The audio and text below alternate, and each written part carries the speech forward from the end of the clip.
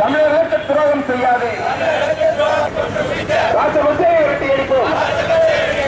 நரேந்திர மோடி ராஜபக்சன் நண்பன் என்றால் தமிழர்களே எதிரியா?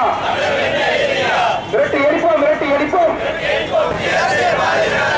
அழைக்காதே, அழைக்காதே, ராஜபக்சே அழைக்காதே, அழைக்காதே, அழைக்காதே, ராஜபக்சே அழைக்காதே, செய்யாதே, செய்யாதே, வராதே, வராதே, சிங்களமே இந்தியாவிற்கு வராதே.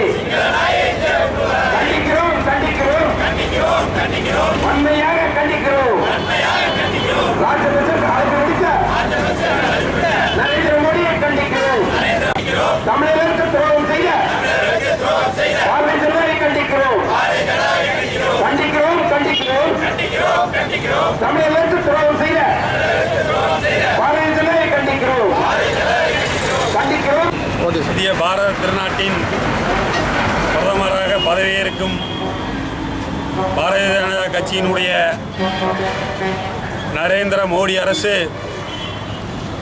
பதவியேற்பு விழாவிற்கு லட்சக்கணக்கான ஈழத்தமிழர்களை கொன்று குவித்த இரத்தக்கரை படிந்த ராஜபக்சேவை அழைப்பு விடுத்ததற்கு தமிழ்நாடு கொங்குலங்கரை பேரவை வன்மையாக கண்டிக்கிறது.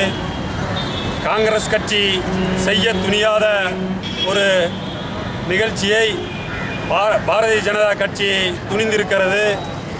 பதவியேற்பு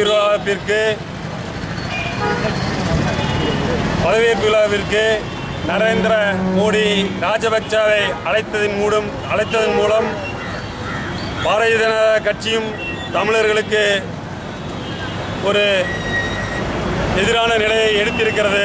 இதை வன்மையாக கண்டிக்கிறோம். இந்த கண்டனத்தை ஏற்று ராஜபக்சேவை அழைப்பதை பாரதிய ஜனதா கட்சி மறுபரிசீலனை செய்ய வேண்டும். இல்லை என்றால் தமிழகத்திலே கொங்கு மண்டலத்திலேயும் பாரதிய ஜனதாவுக்கு எதிராக கடுமையான போராட்டங்கள் நடைபெறும் என்பதை இதன் மூலம் தெரிவித்துக் கொள்கிறேன்.